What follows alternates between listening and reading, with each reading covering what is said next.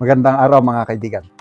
Bigyan natin ng reaction opinion itong post ng Unofficial Bato Solid Supporters. Title, Representative Abante umaasa na magbabago pa si VP Sara. Umaasa si Manila City Representative Benny Abante na magbabago pa si Vice President Sara Duterte kung sakaling maging Pangulo ito sa 2028. Sa isang pahayag, sinabi ni Abante na sana'y magkaroon pa ng change of heart si Duterte.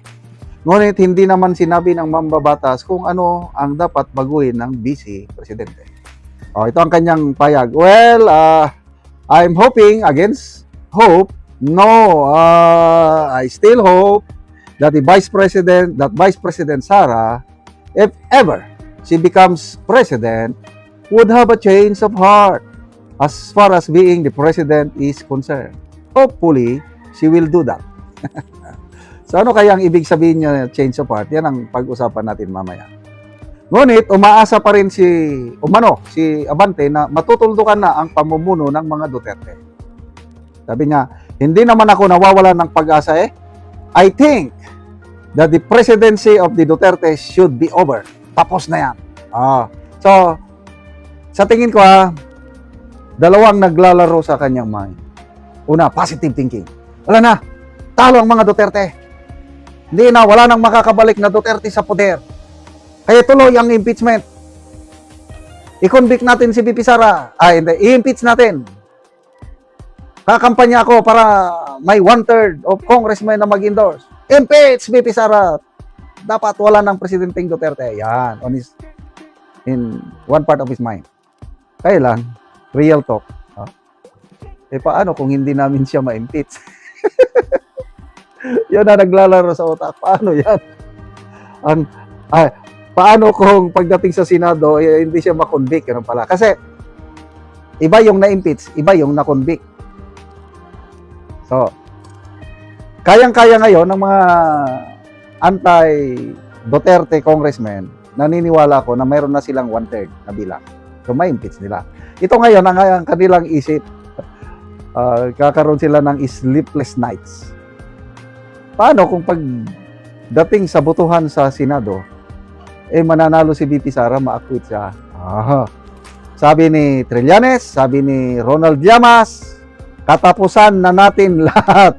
Pag hindi natin na-impeach, hindi na-convict, si VP Sara this year, katapusan, forget it. Buburahin lahat ni Sara Duterte ang mga Marcoses, ang mga Aquinos, ang mga kasama na yan, yung Abante.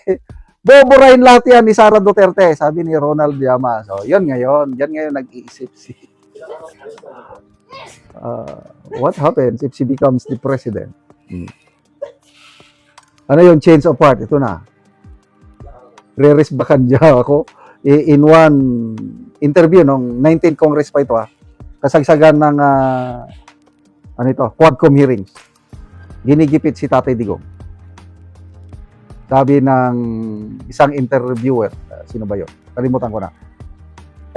What if Sara becomes a president? Sabi. Sinabi na, delikado, patay ako.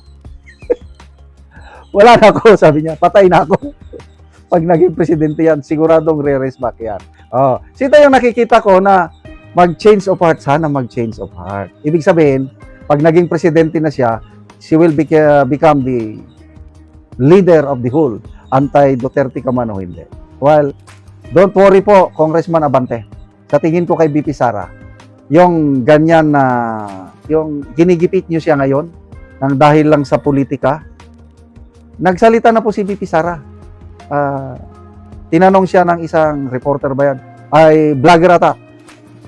VP, hindi ka ba manimaan?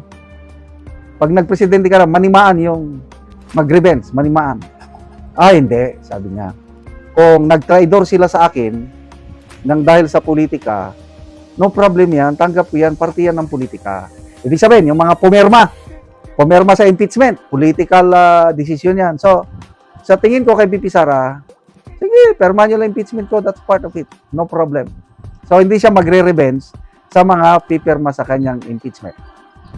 But, sabi ni VP Sara, sa mga nag-traidor sa kaban ng bayan, yung nagnakaw, hindi ko yan palalampasin. Mananagot sila. Kaya nga sabi niya, nag-recruit na siya ng vice president niya na kung mananalo siya, ang trabaho ng vice president is hahabulin, imbestigahan hanggang makulong ang mga nagnakaw sa kaban ng bayan, yung mga mali-mali taga. Ayan. So, klaro. So, kung ang isang politiko ngayon, mambabatas, wala siyang ginawang mali-maleta, kahit pumirma ka sa impeachment ni BP Sara, okay lang yan, huwag kayong matakot. But, sa mga may maleta dyan, humanda na kayo dahil may papupuntahan talaga kayo. So, isa pa, experience ko ito. Tingin ko kay BP Sara, pag magpresidente siya, ano siya sa US. Parang susunod siya sa foreign policy ni Tatay Digong na lalayo sa US o parang gano'n. Sabi ng isang active military officer na meron siyang classmate na kadikit kay BP Sara. Sabi daw ng official na nandun kay BP Sara ngayon, nasa security, iba daw ang mag-isip ni ano, very wide daw ang pag-isip. So, pag nagpresidente daw si BP Sara, hindi siya basta-basta kakala sa US, kundi balanse lang daw. Ganon. So, wow naman, sabi ko. Akala ko kung pag nagpresidente siya is parang tatay niya na aawayin na rin niyang Amerika, hindi daw. Ano daw, malalim mag-isip si BP Sara.